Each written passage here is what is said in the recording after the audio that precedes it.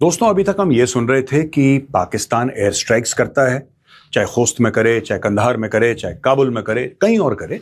अब Pakistan air strikes करता है अफगानिस्तान के अंदर। पहली बार कल ऐसा हुआ कि अफगानिस्तान ने एयर स्ट्राइक्स करी पाकिस्तान के अंदर। अब एयर स्ट्राइक्स जनरली एक दिमाग में बात आती है कि फाइटर जेट्स होंगे या कुछ ऐसा होगा, एयर एसेट्स होंगे उनके पास। आप भी जानते हैं कि तालिबान के पास वैसे एयर एसेट्स नहीं है जैसे एक रेगुलर एयरफोर्स के पास होते हैं, लेकिन तालिबान के पास ड्रोन्स हैं, तालिबान के पास हेलीकॉप्टर्स हैं जो अमेरिकन छोड़ के गए थे। They have serviceable Black Hawk helicopters. उनके पास और भी ऐसे एसेट्स है जिनका इस्तेमाल करके, खासतौर से ड्रोन्स का, उन्होंने पाकिस्तान के अंदर हमला किया। नाउ सोचने वाली बात यह है कि यह जो हमला हुआ है, यह बॉर्डर के इलाकों के आसपास हुआ है, अलोंग द ड्यूरेंट लाइन, चाहे वो बलूचिस्तान हो, चाहे वो खैबर पख्तूनख्वा हो, वहां पे उन्होंने अटैक करा। अटैक किस पर करा, यह मैं आपको 5 सेकंड के अंदर बताऊंगा। इंटरेस्टिंग बात क्या है, यह सिर्फ अटैक नहीं है, यह एक नैरेटिव बिल्डिंग चल रही है और बड़ी सॉलिड नैरेटिव बिल्डिंग चल रही है। देखिए, पाकिस्तान जब हमला करता है अफगानिस्तान के अंदर, तो पाकिस्तान कहता है कि वहां पे तहरीक तालिबान पाकिस्तान के दहशतगर्द हैं, जिसको अकॉर्डिंग टू पाकिस्तान वहां पे पनाह दे रखी है तालिबान सरकार ने, लिहाजा हम जाके वहां पे अटैक करेंगे। और क्योंकि तालिबान की जो गवर्नमेंट है वो एक्शन नहीं ले रही टीटीपी के खिलाफ, इसीलिए हमें जाना पड़ रहा है, मजबूरन जाना पड़ रहा है, हमारे बेगुनाह लोग मारे जा रहे हैं, एटसेट्रा एटसेट्रा। तो ये पाकिस्तान का एक जस्टिफिकेशन रहा है जो पाकिस्तान ने खुद बनाया है कि साहब ये हमारी स्टोरी है, लिहाजा हम अफगानिस्तान के अंदर हमला करेंगे। जब अफगानिस्तान ने एयर स्ट्राइक्स की पाकिस्तान के अंदर, Afghanistan took a leaf out of Pakistan playbook. उन्होंने ये बोला कि जो हमने पाकिस्तान के अंदर हमले करे हैं वो भी दहशतगर्दों के खिलाफ हमने हमले करे हैं। यानी कि Islamic state Khorasan chapter, ISIL Khorasan कहते हैं ना ब्रैकेट में के, वो एक दाइश का ग्रुप है, उसके ऊपर हमले करे। अब पाकिस्तान का यह कहना है कि नहीं, जो दाइश है it is supported by the Taliban. ये सारी की सारी एक और चीज है कि जो दाइश है, इस्लामिक स्टेट है, उसको तो तालिबान सपोर्ट करता है। दोस्तों, सच मैं आपको बताता हूं, बात यह है कि ये जितने भी टेररिस्ट हैं ये पाकिस्तानी स्टेट के पाले हुए हैं, इंक्लूडिंग इस्लामिक स्टेट। अब मैं ऐसा क्यों कह रहा हूं, जब ये देखते हैं कि किसी भी इलाके में, और ये पाकिस्तान का बहुत पुराना रिकॉर्ड है, आप जाके इंटरनेट पे चेक कर सकते हैं जो मैं कह रहा हूं, अगर कोई पाकिस्तानी देख रहा है तो मैं उसको इंकरेज करूंगा कि आप भी जाके चेक करिए। मैं रिपोर्ट कार्ड दे रहा हूं आपके मुल्क का, जो आपके मुल्क की हरकतें हैं वो जाके आप इंटरनेट पे जरा चेक करिए। जहां पे इनको लगता है कि सब नेशनलिज्म तगड़ी हो रही है, जहां पे इनको लगता है, वहां पे ये रेडिकल इस्लामिस्ट ग्रुप्स को डालते हैं। छोटा सा मैं आपको एक इंस्टेंस बताता हूं, एक एग्जांपल देता हूं, और फिर मैं वापस इन एयर स्ट्राइक्स के ऊपर आऊंगा और फिर पाकिस्तान ने क्या बोला और अफगानिस्तान ने क्या बोला ये हम करेंगे। सबसे पहले इन एयर स्ट्राइक्स का जो रिएक्शन था एयर स्ट्राइक्स के बाद, जो जबीउल्लाह मुजाहिद, उनका ट्वीट देखिए आप। अफगानों का यह मानना है कि हमने जवाबी कार्रवाई करी, क्योंकि कुछ दिन पहले पाकिस्तान ने एयर स्ट्राइक्स लॉन्च करी थी। ये इसका छोटा सा वीडियो है, वीडियो देखिए, फिर मैं आता हूं आपके पास।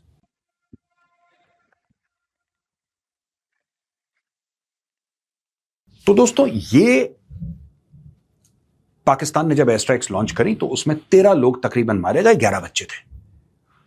अब हुआ यह कि पाकिस्तान एयर स्ट्राइक्स पे एयर स्ट्राइक्स कर रहा है। ये एयर स्ट्राइक करके अफगान तालिबान ने यह दिखा दिया है कि अगर हमारे ड्रोन या कोई भी हमारा ऐसा एयर एसेट वो आपके बॉर्डर के इलाके पे मार सकता है, तो वो डेप्थ एरियाज में भी मार सकता है। आप इसके लिए क्लियर हो जाइए। अब दोस्तों, अगर किसी को गलतफहमी है तो let me tell you, Islamabad to Kabul, और rather Kabul to Islamabad is less than 500 kilometres, less than 500 kilometres. और दोस्तों, जब ड्रोन जाता है ना तो रोड से नहीं जाता, ये रोड का डिस्टेंस है। अगर आप क्रो फ्लाइज देखें, as the crow flies, it would be less than 300 kilometres और राउंड अबाउट 300 किलोमीटर्स, जो मेरा अनुमान है। कुड बी रॉन्ग, ये मेरा अनुमान है। क्या तालिबान के पास ऐसे ड्रोन्स हैं जो 300 किलोमीटर तक मार सकते हैं? मुझे ऐसा लगता है कि तालिबान मैनेज कर लेगा। तालिबान मैनेज कर लेगा। और ये जो ईरान की लड़ाई है अमेरिका के साथ या इजराइल के साथ या बाकी मिडिल ईस्ट ममालिकों के साथ, आपको क्या लगता है, क्या तालिबान ने स्टडी नहीं किया होगा? क्या शायद ड्रोन की टेक्नोलॉजी कुछ ऐसी हाईफाई टेक्नोलॉजी है जो उनको पता ही नहीं क्या चल रहा है? Are they able to reach Pakistan military installations and core headquarters in Peshawar and Quetta? Is that a possibility? Are they able to reach Islamabad? Is that a possibility? If they can reach Islamabad, can they reach Rawalpindi? Is that a possibility? ये देखना पड़ेगा कितने depth areas में मार सकते हैं। मैं military targets की बात कर रहा हूं। Anybody targeting civilians is wrong. Anybody targeting non-combatants, women, children, it's absolutely incorrect. लेकिन ये जब आप दहशतगर्दों के खिलाफ कार्रवाई करते हैं, इट्स वेरी इंपॉर्टेंट।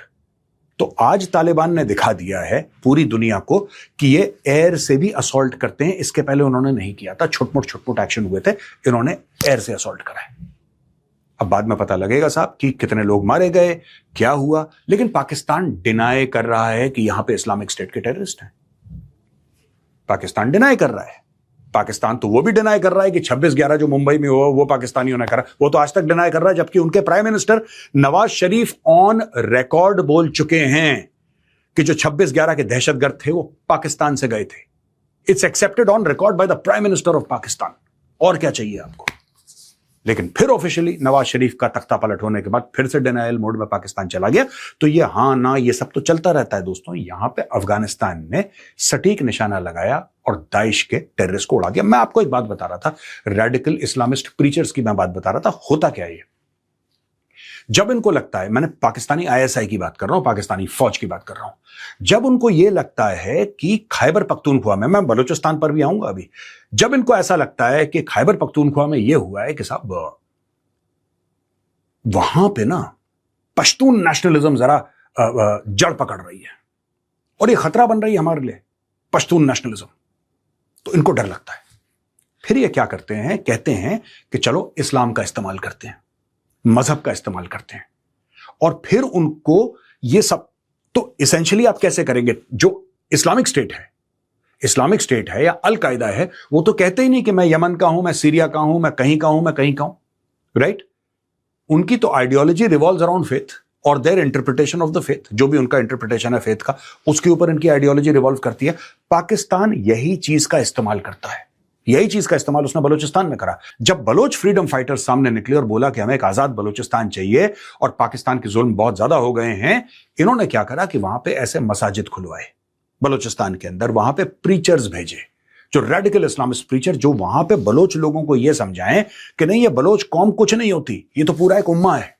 यानी कि तुम्हारी जितनी भी हम चोरी करें, तुम्हारे भाई बाप दोस्त को उठा के ले जाएं, बेटों को उठा के ले जाएं, उनको गायब कर दें, लेकिन एक बात ध्यान रखना, अगर तुमने मुंह खोला तो वो इस्लाम के खिलाफ है।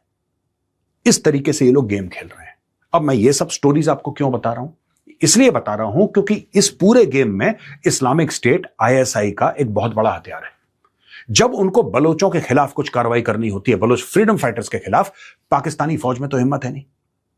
वो तो यू टर्न मार लेते हैं जब देखते हैं कि बीएलए वाले 4 लड़के खड़े हैं AK-47 लेके, तो पाकिस्तानी आर्मी मारता है यू टर्न। जब पाकिस्तानी आर्मी ये देखती है ना कि 4 बलोच लड़के खड़े हैं और एक चेक पॉइंट है, एक चेक पोस्ट है, और वहां पे बलोच खड़े हैं बीएलए के, तो पाकिस्तानी आर्मी की जो गाड़ी होती है ना, वो यू टर्न मार के फुर हो जाती है। लेकिन पाकिस्तान किस तरीके से फाइट करता है? पाकिस्तान खुद फाइट नहीं करता। पाकिस्तान इस्लामिक स्टेट के टेररिस्ट को बोलता है कि तुम जाके बीएलए से लड़ो। इस्लामिक स्टेट के टेररिस्ट को यह बोलता है कि तुम जाके जो पश्तून अमन पसंद लोग हैं, जो कि पीसफुल डेमोन्स्ट्रेशंस कर रहे हैं, पीसफुली डेमोन्स्ट्रेट कर रहे हैं, तुम जाके उनको मारो। तो कुछ तो खुद करता है ये, और कुछ आईसिस के थ्रू करवाता है पाकिस्तान। आईसिस को पाकिस्तान में पाला पोसा बड़ा करा किसने? आईएसआई ने। अफगानिस्तान ने बहुत समय तक बहुत कुछ सहा है दोस्तों। हम लोग बात करते हैं कुछ महीने पहले की, जब पाकिस्तान ने एयर स्ट्राइक्स की और अफगानिस्तान के 400 लोग मार दिए, अस्पताल के अंदर मारी मिसाइल, खत्म कर दिया अस्पताल, 400 बंदे मार दिए। और दीगर एयर स्ट्राइक्स ये लोग करते रहते हैं, कभी 1 को मारा, कभी 2 को मारा, कभी ऐसा करा। ये सारी की सारी चीजें क्यों कर रहा है पाकिस्तान?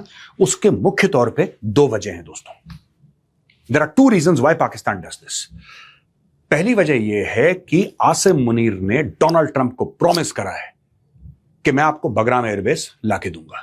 तो पाकिस्तान पुश करने की कोशिश कर रहा है बगराम की ओर। तालिबान ने साफ मना कर दिया, कहते हैं भाई हमारा कोई लेना देना नहीं है, तुम जानो तुम्हारा काम जाने, ये हमारा मुल्क है। हम अफगानिस्तान के बाहर किसी और मुल्क की जमीन की तरफ हमारी नजर नहीं है।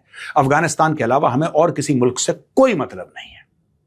लेकिन आसिम मुनीर ने पता नहीं क्यों वहां पे खाना खाया व्हाइट हाउस में और प्रॉमिस कर दिया कि नहीं जनाब, आप हुक्म करें, जनाब आप हुक्म करें तो हम आपको बगराम एयरबेस लाके देंगे। बगराम एयरबेस को मुर्गा थोड़ना है जो आप बाजार से खरीद के लिए आए। Bagram airbase is defended by the Taliban.